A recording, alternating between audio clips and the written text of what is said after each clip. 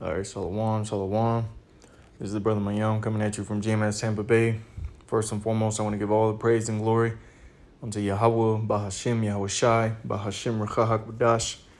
Double honors to the elders, apostles of Great Millstone, and much blessing and salutations to the Akim around the four corners of the earth who are diligently pushing out this truth and sincerity.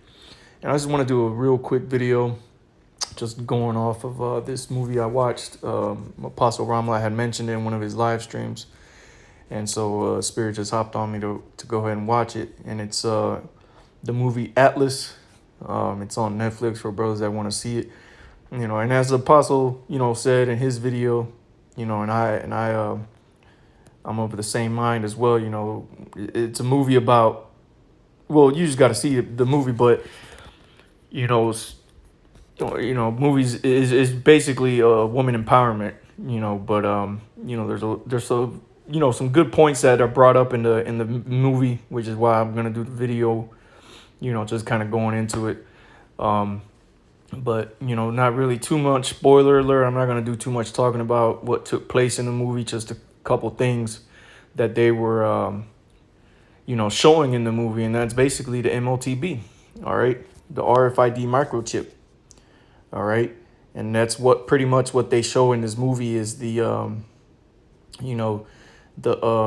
Jennifer Lopez is the character she plays. I can't remember the character or whatever, but her mother in the movie, spoiler alert, I guess you can say, had created Neuralink to merge basically so that you could be able to control what's it called? What the hell were they? Like basically robots, humanoid robots. Basically you would put this little earpiece in, it would poke you or prick you, okay, and it would connect you.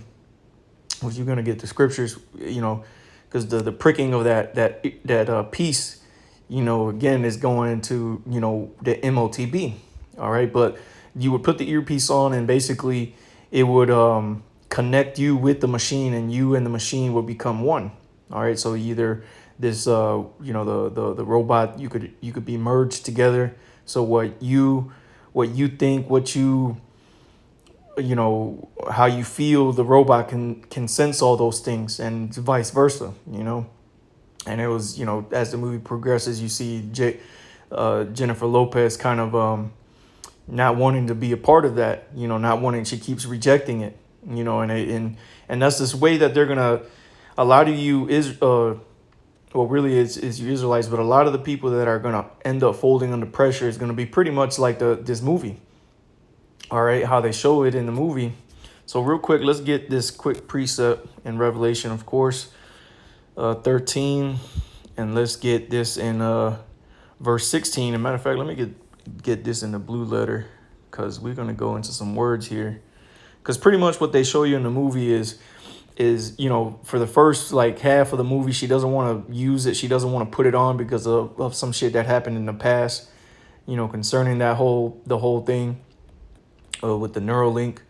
But so she keeps, she's in a machine throughout the whole, pretty much like this 3/4 of the movie. She's inside of this big ass robot, pretty much, that has it's an autonomous intelligence, all right, or AI. And it's basically, the robot's pretty much having to save her, try to get her out of situations. And the robot throughout the movie keeps telling her, look, if you would just put the earpiece in, the Neuralink, and we sync, we would be able to do all types of things. He's like, we could get out of any situation. And so she keeps rejecting it until pretty much down near the end of the movie, where she finally folds under pressure. But throughout the movie, every situation that was presented where it was damn near life and death. Okay, she kept getting that moment kept getting presented to her. This is the solution. Put this thing on, get this thing and let's connect. Okay. And so this is pretty much what you're going to see take place on the earth with this MOTB. Okay, which, the Neuralink is a part of that as well, which, the real Neuralink is the whole chip with Tesla. You get that brain implant, when the scriptures tell you. Well, we're going to get into it, but, on your right hand or in your forehead, man. So, and again, the way this is going to be presented to you is going to be the peace and safety. This is going to be the solution to all things, just like they were kept showing it in the movie. Like, this is the solution. This is your way out of this situation. This is your way out of this situation. And of what ended up taking place is eventually she gave in. Okay, so that's how Esau is going to do it. He's going to put you in dire straits, in situations where your family's hungry, you're hungry, you have no money, your lights are cut off, they might have repoed your car, there might be chaos in the streets, and the only way to get into a safe city is by getting this thing put in you, or to go into a particular quarantined section of a town. To be able to go in, you have to get this thing put inside you. So eventually you're going to end up folding if this is how you're living, man. Because the scriptures tell us, that the day of the Lord, matter of fact, let's get that in Amos real quick. All right, the day of the Lord is going to be, one problem after another. Okay, this is Amos 5:18. It says, "Woe unto you that desire the day of the Lord. To what end is it for you? The day of the Lord is darkness and not light. As if a man did flee from a lion, and a bear met him, or went into the house and leaned his hand on the wall, and a serpent bit him." You see, so again, it's going to be like one issue after another. As if a man did flee a lion. So you leave one problem, and then what happens? You end up meeting another problem, and a bear met him. And you get out of that situation, or went into the house and leaned his hand on the wall, and a serpent bit him. So it's just one thing after another. This is how the day of the Lord is going to be like, man. It says, verse 20, "Shall not the day of the Lord be darkness and not light, even very dark and no brightness in it?" And what's funny is, in that movie, she kept killing this dude, this one Jake in the movie. She ends up killing him. He was an AI robot himself, this Jake. And she ends up killing him. And then later on in the movie, this nigga pop up again. And he keeps telling her throughout the movie, he's like, "You can't kill me." So then she kills him the second time. This nigga pop up another time. So, and what's if you pay attention, what you notice is that every time this Jake pops up, is one of the situations where she keeps getting presented with this Neuralink. Like, look, we can beat these guys. The robot that she's in keeps telling, look, we can get them. It's just, if we can sync together, with your, the robot tells her, with your analytical mind and my abilities, we can be unstoppable. He keeps telling her that, and she keeps rejecting it until finally she folds under pressure, man, and she puts it in. But that's how the day of the Lord is going to be like for you people. It's going to be one thing after another, and Esau's going to keep being there. And this is why this states this in Sirach, I believe. Is it Sirach 12? Yep. Sirach 12. And let me get the point. I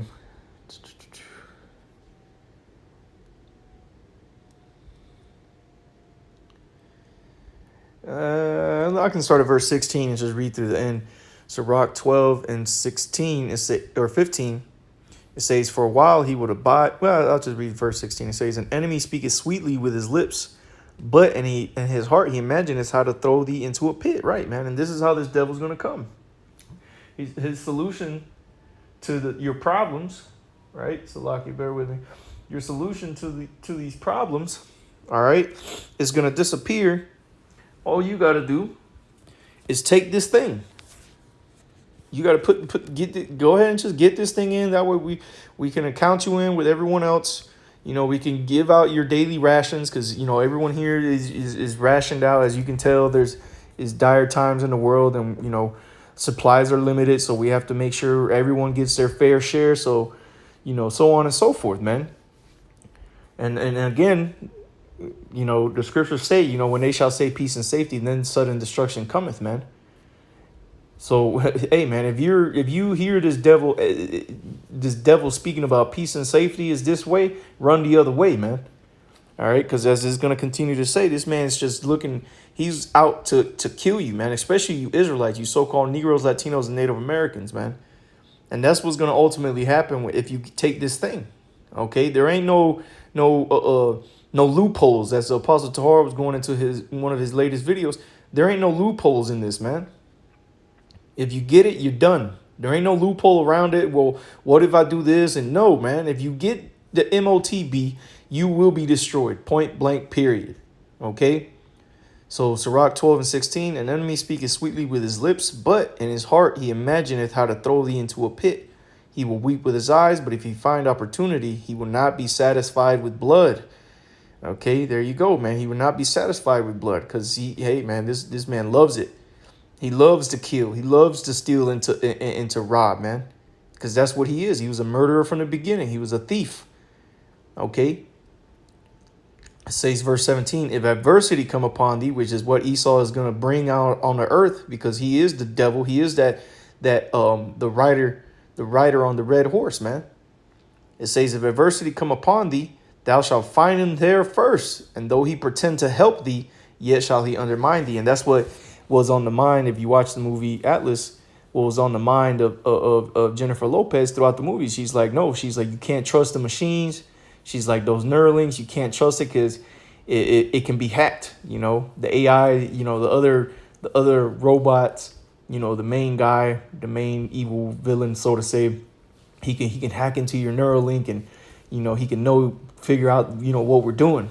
So that's one of the main reasons why she kept, you know, rejecting it at first. She kept saying like, no, it isn't going to ultimately, it's not for our betterment. Is going to end up costing us in the long run. And if you watch the movie, you'll understand why she was having that mindset. But that's what this devil is going to come with, man. And even though he's coming to help, he's pretending to help you to get you out of a certain situation, man. It's not going to end up being good for you, man, because your latter end is going to be destruction, man. Okay, it says, yet shall he undermine thee, man. And see, you're undermining yourself ultimately because he's going to put you into situations and you're going to make that conscious decision to get this thing put in you, which is, again, just like in the movie. She made the conscious decision, and what's ironic was Jake was next to her, and he was telling her, why haven't you done it? He's like, well, what's wrong with you? You know, I mean, brother's got to watch it. It's a pretty decent movie. But, you know, he was like, why didn't you do it? And then she finally folds, you know, 100%. She gives herself over 100%. You know, and you'll get what I'm saying when I say that 100%. She gives herself over 100% to that Neuralink, man. And then she's able to, you know, do certain things and, you know, get herself out of certain situations, man. But again, Esau's got a trap laid up for you, Israelites, man. So let's go into Revelation 13 and verse 16. And he causes all, both small and great, rich and poor, free and bond, to receive a mark in their right hand or in their forehead. So now let's go into a couple of words here first before we break this down. Let's get this word here for causeth, and he causeth all, right? Poeo, all right? Let's let Esau say it. Strong's G 4160, poeo. Poeo, okay? It says to make, with the names of things made, to be the authors of, to make ready, to produce, to acquire, to make a thing out of, to put one forth, to make one do something, cause one to be the authors of a thing.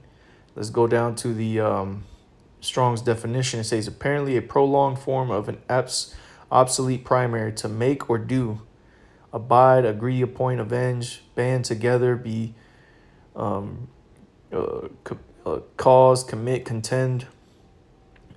Let me see what it says in the, well, pretty much, I mean, you get the point, man. He causes all. He's going to make these people get these things. He's going to make it so bad out here to where you're going to be like, you know what? I have to get this. I got to survive. My kids, they got to eat.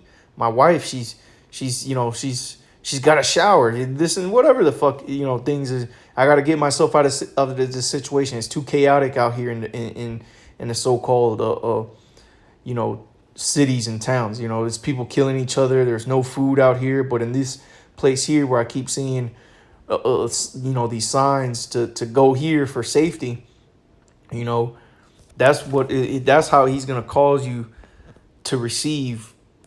Okay. And it said all, man. He causes all, both small and great. So everybody, man, all, both small and great, no matter who you are, man, whether you're a person of fame or not. It said rich and poor, free and bond. So it don't matter if you're locked up either, man. You're going to get this thing. It says to receive a mark, okay, in their right hand or in their forehead. Now, when you go into this word charagma, okay, let's get into this. Charagma, this is the word mark. The Greek there is charagma, and it goes into a stamp, an imprinted mark of the mark stamped on the forehead or the right hand as the badge, okay, hint, hint, badge of the followers of the Antichrist. It says the mark branded upon horses, thing carved, sculpture, graven work, okay. It says a scratch or etching. This is in the Strong's definition. A scratch or etching, a stamp as a badge of servitude or sculptured figure. And that's the thing, man. You're going to receive this thing put inside of you, this identifying mark, okay, as a badge of servitude, because that's what you're becoming subservient onto.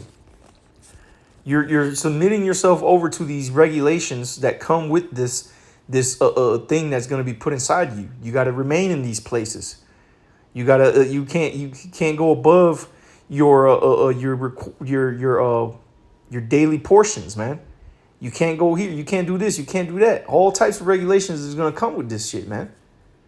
Okay, and that means you're a servant. You're gonna be subjected onto this man, and he can cut you off and he can turn you back on at will. And this is the whole notion of what these governments are doing around the world with social credit scores. Here in the West, they call it ESG, environmental social governance. All right, it's a system of grading individuals, of grading citizens on what's the word, on cooperation with the agenda, which is the image of the beast, man.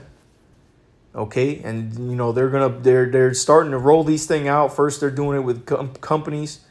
Okay, you see it predominantly with airlines. And every time you go to buy a ticket now, really look at the details of what they're showing you on when you're buying these tickets. They tell you the emissions that these planes are going to be putting out on that particular flight, man.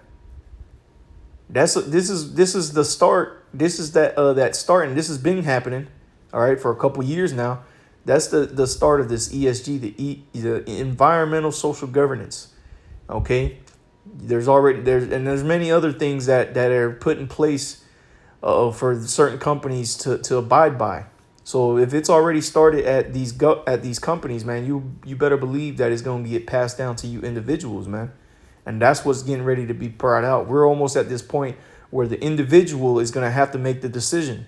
It's no longer going to be governments making decisions or being forced to make decisions, or companies, big Fortune 500 companies that are making changes. It's going to be you who's going to have to make the decision. It's going to be you who's going to have to make a change. Okay, if you want to continue to run as normal, as things if things were normal. Okay, but I want to go into this real quick, because it says in the Strong's definition, it says a scratch or etching. So let's get the etymology of the word scratch. Okay, because it goes into the part of the movie where she, puts that Neuralink into her, on her ear, and it pricks her. You see these needles come out, and it stabs into her the side of her head there by the ear. So it goes. This is the etymology of the word scratch. It says it's a verb from circa 1400. Transitive, it says mark or wound slightly on the surface by a scraping or tearing action with something rough, sharp, or pointed. Okay, and that's exactly what happened. She put the Neuralink on her ear, almost like those sports headphones. That's basically what it looked like. It kind of, the earbud goes into the ear and the other piece wraps around the back of the ear. Well, that's how the thing was. And the part that wraps around the back of the ear, it had, when it got close to the skin, these needles would pop out, and that's how it would connect to you, man. To your mind, to your brain, and so this is, hey man, this is that MOTB that they were showing in that movie. Okay, except they didn't show, obviously the full extent of what the scriptures goes into, because this badge of servitude, you're going to be subjected onto these people. Okay, and they try to make it all ooh ah in the movie. She starts to see everything that the robot can see, and she's like, oh, this is what you see? And he's like, this is what we see, you know, showing you that you're going to be one with the beast, man, with the image of the beast. All right. But let's go one step further into this word charagma. Let's go into the etymology, the root word of the word charagma, which is the word charax. Okay. And it says a pale or stake, a palisade or rampart. So this is how that chip, all right, which is the RFID microchip, this is how it's going to be embedded inside of you, man. Through the stake, through the palisade, which is the actual hypodermic needle, man. You see? The charagma being the actual chip itself, and the charax is the instrument to put it in you. To open you up, to get it inside. Because what does a rampart, what does a palisade do? It impales into the ground. Or a stake. Okay?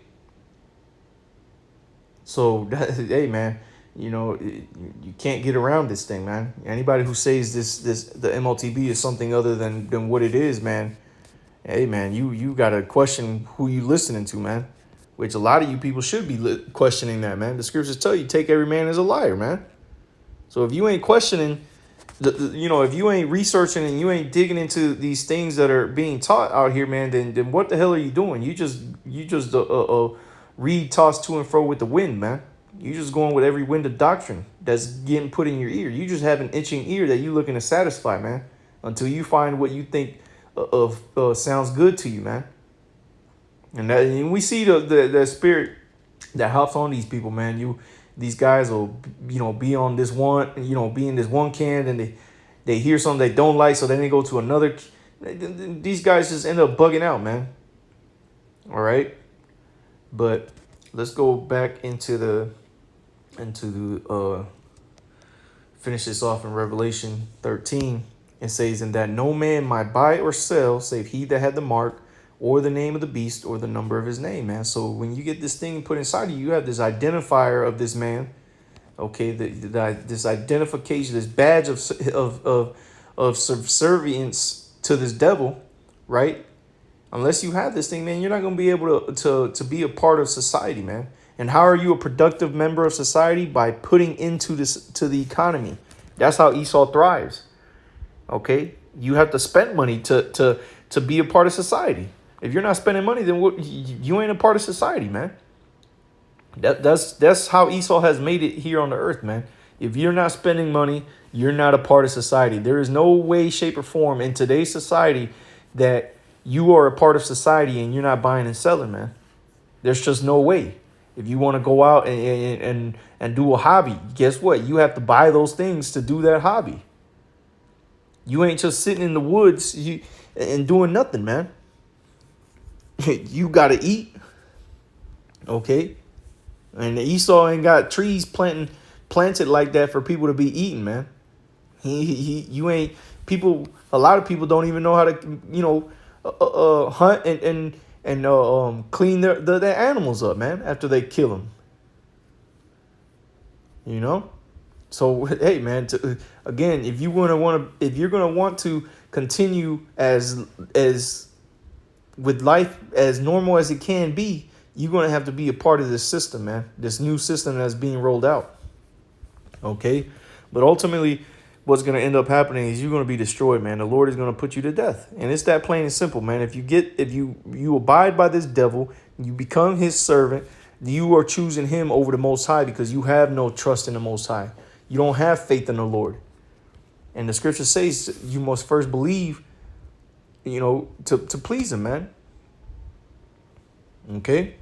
But this is Revelation 14:9, because this is the judgment that's going to happen to those of you that get this thing. Revelation 14:9, "And the third angel followed them, saying with a loud voice, If any man worship the beast in his image, and receive his mark in his forehead or in his hand, the same shall drink of the wine of the wrath of the Most High, which is poured out without mixture into the cup of his indignation, and he shall be tormented with fire and brimstone in the presence of the holy angels and in the presence of the Lamb." So you're gonna receive the judgment of the Lord, man, without mixture. Nothing to make it feel a little better going down. Nah, you gonna have to swallow it straight up, man. with all the bitterness. Okay? You're going to be making all those faces. Okay? Because you're going to be destroyed, man. Let's read it in the NLT. It says, I'll read verse 9 again. Revelation 14 and 9 in the NLT. Then a third angel followed them, shouting, anyone who worships the beast and his statue, or who accepts his mark on the forehead or on the hand, must drink the wine of God's anger. It has been poured full strength into God's cup of wrath, and they will be tormented with fire and burning sulfur in the presence of the holy angels in the Lamb. This is which you're going to be destroyed with these nuclear missiles that the Lord is going to come bringing down, okay, from the heavens. All right, the windows from on high are going to be opened in that just like in Sodom and Gomorrah, when that brimstone came down and burned everybody the hell up. Well, get ready for those windows on high to be opened up once again, this time with the glittering sword coming through them, man. And that's going to be the ultimate destruction of those of you that fear what's taking place on the earth and have no trust in the Lord, man. That's what's going to come to you. If you get this MOTB, you will be destroyed, man. Point blank, period. So, hey, with that, Lord's will, this is edifying. I want to give all praise and glory unto Yahweh, Bahashem, Yahushai, Bahashem, Racha HaKodash. Double honors to the elders, apostles of Great Millstone, and most blessing and salutations to the Akim around the four corners of the earth who are diligently pushing out his truth and sincerity. With that, I say shalom.